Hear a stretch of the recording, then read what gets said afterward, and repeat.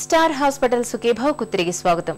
Powered by AgriGold ఆయుర్ సుఖ multi speciality ayurvedic Vaidyalaya.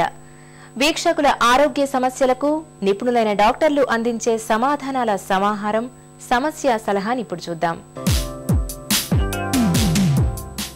Hyderabad నుంచి శ్రీలత ఇలా మెయిల్ చేశారండి. నా వయసు 37 సంవత్సరాలు. చాలా ఏళ్లుగా నా ఎడమ చెవిలో కర్ణభేరికి రంధ్రం ఉంది. టెంపనోప్లాస్టీ చేస్తే రంధ్రం మూసుకుపోయి వినికిడి శక్తి పెరిగే అవకాశం ఉంటుందని పత్రికల్లో చదివాను. ఈ విషయంలో మీ సలహా చెప్పండి అని రాశారు. శ్రీలత గారు, మీరు దీని గురించి ఎలాంటి భయపడాల్సిన అవసరం లేదండి. ఇది చాలా సింపుల్ ప్రాబ్లము, చాలా మందికి ఉంది. ఇది మనకి సర్జరీ ద్వారా అనేది సర్జరీ గురించి సర్జరీ అని మీరు అనుకోవాల్సిన అవసరం లేదు. చాలా సింపుల్ సర్జరీ చేయించుకొని 2-3 గంటలు ఇంటికి వెళ్ళిపోవచ్చు. కుట్లు బ్యాండేజ్ కూడా ఏమి ఉండవండి. ఇప్పుడు కొత్త టెక్నాలజీ ట్రాన్స్ కెనాల్ టెంపనోప్లాస్టీ ద్వారా మన చెవి ఆల్రెడీ ఉన్న హోల్లో నుంచే మనం ఆపరేషన్ చేసి మీరు అందరాన్ని క్లోజ్ చేయొచ్చు అనమాట. యూజువల్గా 99.99% సక్సెస్ రేట్ ఉందండి. ఓన్లీ థింగ్ ఏంటంటే ఆపరేషన్ అయిన తర్వాత మనం కొంచెం జలుబు రాకుండా చూసుకోవాలన్నమాట. కొన్నాళ్ళు చెవిలోకి నీళ్లు పోకుండా చూసుకోవాలన్నమాట.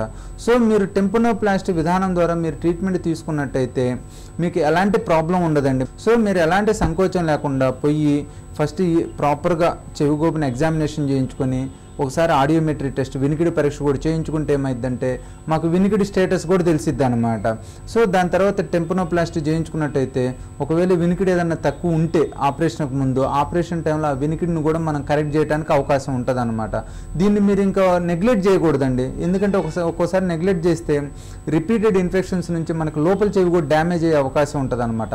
ఈ లోపల చెవి డ్యామేజ్ అయినప్పుడు దాన్ని మళ్ళీ రికవరీ చేయడం కూడా కష్టం. గుయ్యమని సౌండ్ రావటం, వినికిడి తగ్గటం ఇవన్నీ వస్తాయి అన్నమాట. సో మీకు ఇప్పుడు మీరు చెప్పిన దాన్ని బట్టి మీకు ఇంకా లోపల చెవి డ్యామేజ్ కాలేదండి. సో మీరు ఇమీడియట్గా టెంపనోప్లాస్టీ చేయించుకోండి, మీకు క్యూర్ అయిపోతుంది. ఈ రోజు ఎపిసోడ్ ముగించబోయే ముందు స్టార్ హాస్పిటల్ సమర్పించు ఒక చిన్ని చిట్కా మీకోసం. రక్తంలో చెడు కొలెస్ట్రాల్ శాతం ఎక్కువగా ఉన్నప్పుడు తరచూ చేపల్ని తినడాన్ని ఒక అలవాటుగా మార్చుకోండి. చేపల్లోని ఒమేగా 3 రకానికి చెందిన కొవ్వులు చెడు కొలెస్ట్రాల్ శాతాన్ని బాగా తగ్గిస్తాయి. మీకు ఏమైనా ఆరోగ్య సమస్యలు ఉంటే వెంటనే మాకు రాయండి. మా చిరునామా Sukhibhava, ETV 2, Ramoji film city, Hyderabad 501512 లేదా sukhibhava@etv.co.in కు మెయిల్ చేయండి. మీ ఆరోగ్య సంజీవిని సుఖీభవ కార్యక్రమాన్ని ఇప్పుడు www.youtube.com/etv2india లింక్ ద్వారా వీక్షించండి.